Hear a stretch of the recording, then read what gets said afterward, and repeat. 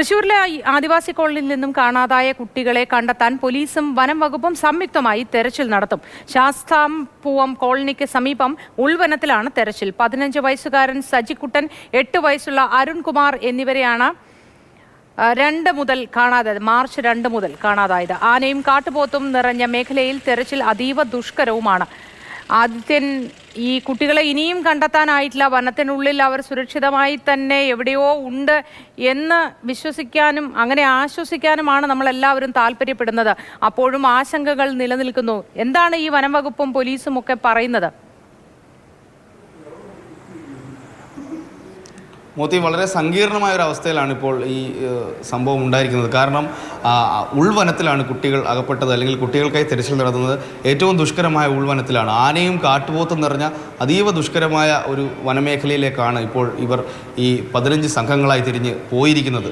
അതും 15 പേരുടെ 7 സംഘങ്ങളായി തിരിഞ്ഞു പോയിരിക്കുന്നത്. ക്ഷമിക്കണം, അത് 15 പേരെന്ന് പറയുന്നത് 5 പേർ വനം വകുപ്പ് ഉദ്യോഗസ്ഥരും 5 പേർ പോലീസ് ഉദ്യോഗസ്ഥരും 5 പേർ ഈ ആദിവാസി ഊരുകളിൽ നിന്നുള്ള പ്രദേശവാസികളും ഉൾപ്പെടെയാണ് ഈ സംയുക്തമായി തിരച്ചിൽ നടത്തുന്നത്. ഞാൻ നേരത്തെ പറഞ്ഞതുപോലെ ആനയും കാട്ടുപോത്തും നിറഞ്ഞ ഒരു വനമേഖല ആയതുകൊണ്ടാണ് ഇത് അതീവ ദുഷ്കരമെന്ന് വിലയിരുത്തപ്പെടുന്നത്.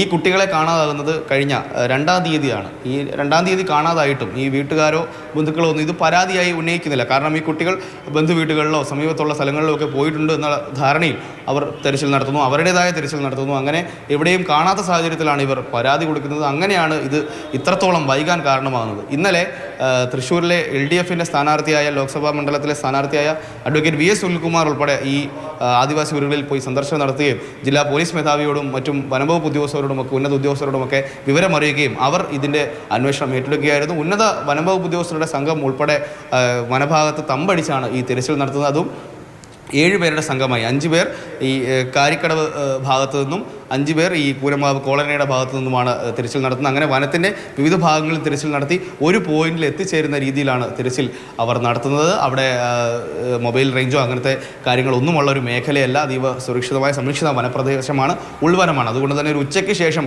ഇവർ തിരച്ചിൽ നടത്തി ഒരു പോയിന്റിൽ എത്തിച്ചേരുമെന്നാണ് വിവരം ലഭിച്ചിരിക്കുന്നത്. എന്തായാലും പ്രതീക്ഷയോടെ ആ കുട്ടികളെ തിരികെ കിട്ടുമെന്ന പ്രതീക്ഷയിലാണ് കുടുംബാംഗങ്ങളുമുള്ളത്. മോത്തി.